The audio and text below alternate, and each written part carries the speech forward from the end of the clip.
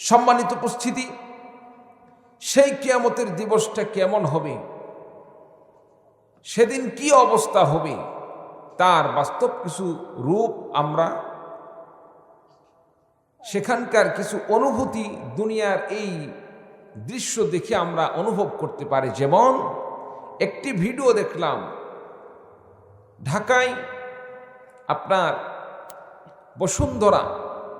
Bashundhara city, সেখানে একটি হেফজখানা মাদ্রাসা, ভূমিকম্পন অবস্থায় বাবা সন্তানকে রেখে দৌড়ে পালাচ্ছে। বাবা সন্তানকে রেখে দৌড়ে পালিয়ে নিজের জীবন বাঁচানোর জন্য দৌড়াদৌড়ি করতেছে। সেখানে আমি লক্ষ্য করে দেখলাম মাদ্রাসার যে হাফেজ সাহেব ওস্তাদ, মাদ্রাসার সে ওস্তাদ, সেও কিন্তু পারত নিজের জীবন বাঁচানোর জন্য সবাইরে রেখে দৌড় মেরে বাহির হয়ে যাওয়ার জন্য, কিন্তু সে বাহির হয় নাই।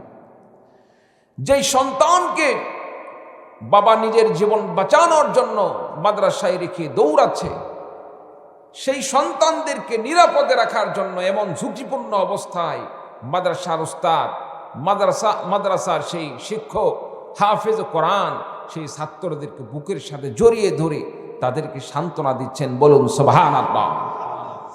সম্মানিত উপস্থিতি, এখানে কাকে আপন মনে করতেছেন আপনি? কাকে আপন মনে করবেন?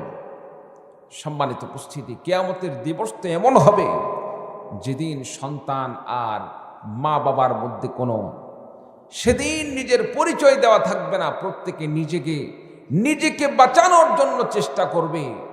কিয়ামতের দিবস তো কেউ কাউকে নিজের পরিচয় দিতে চাবে না, কারণ পরিচয় দিলেই মানুষ বলবে আমাকে একটু সওয়াব দান করো, আমাকে একটু বাঁচাও। সম্মানিত উপস্থিতি, কিয়ামত তো পরের কথা। দুনিয়ার সামান্য এই ঝাঁকুনিতে, এইটুক ঝাঁকুনিতেই যদি মানুষ নিজের সন্তানের কথা ভুলে নিজেকে বাঁচানোর জন্য দৌড়াদৌড়ি করে, কিয়ামতের দিবস কি হবে আল্লাহ পাকই ভালো জানেন। চিৎকার দিয়ে বলুন ঠিক কিনা?